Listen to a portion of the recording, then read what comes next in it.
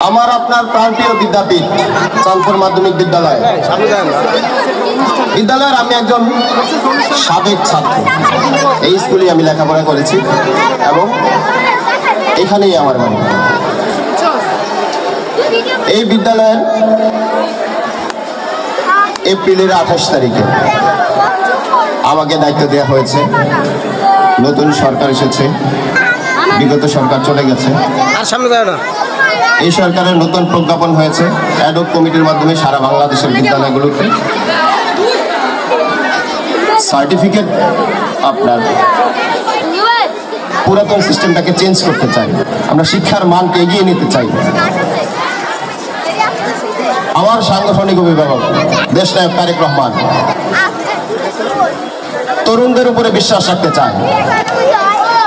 আমি বিশ্বাস করি, আমি তরুণ, আপনারা আমার প্রতি বিশ্বাস রাখবেন এবং আমার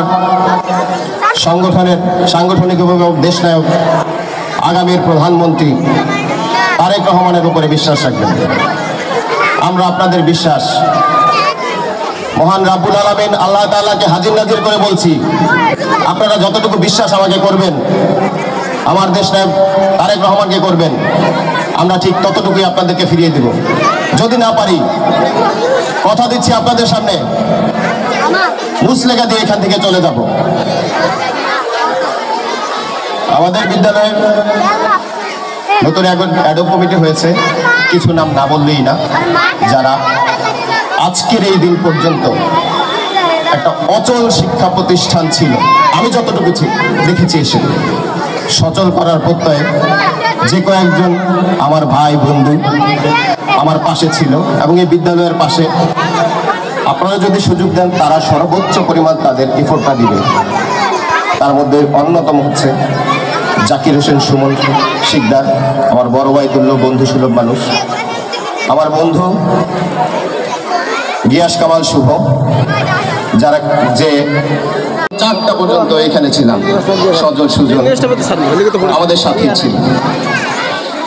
তাদের মধ্যে অন্যতম জিকু বইয়া, উজ্জ্বল বিশ্বাস, পিকল আখন, মমিন আখন সহ আরো অনেকেই আপনাদের এই প্রোগ্রামকে খুবই ক্ষুদ্র পরিসরে এই প্রোগ্রামটা করার জন্য আপনাদের এই মানুষগুলো আমাদেরকে সহযোগিতা করেছে।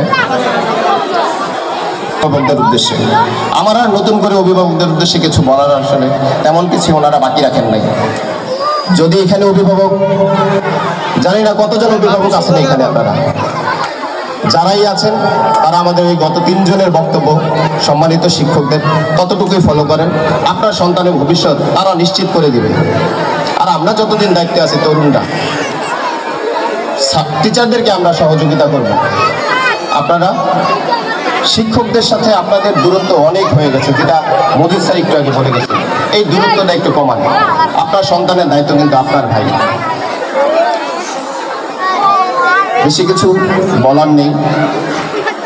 নতুন ভবন সম্পর্কে 2-1টা কথা বলি। 2019 সালে সুমন ভাই, তাই তো 2019 সালে এই ভবনের সারা মেহেন্দিগঞ্জের ভবনগুলা উদ্বোধন হয়ে গেছে, অলরেডি কার্যক্রম রিপেয়ারিং এর জন্য চলে গেছে। আমাদের ভবন আমরা এখন পর্যন্ত শিক্ষা কার্যক্রম শুরু করতে পারিনি। এই সুমন ভাই, গিয়াস, আমরা সহ জিকু, উজ্জ্বল, পিকল, হাসিব, আমরা সহ সবাই ইঞ্জিনিয়ারের সাথে যোগাযোগ করেছি। যোগাযোগ করে যত দ্রুত সম্ভব যতটুকু পেরেছি আমরা কার্যক্রম চালু করার জন্য ব্যবস্থা গ্রহণ করেছি।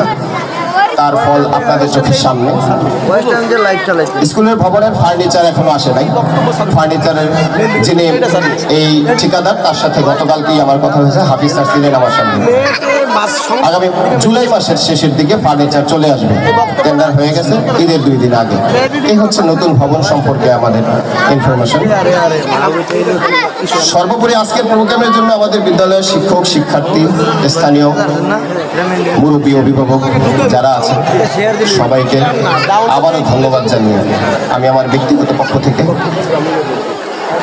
আজকের মতো এখানে বিদায় নিচ্ছি। আল্লাহ হাফিজ।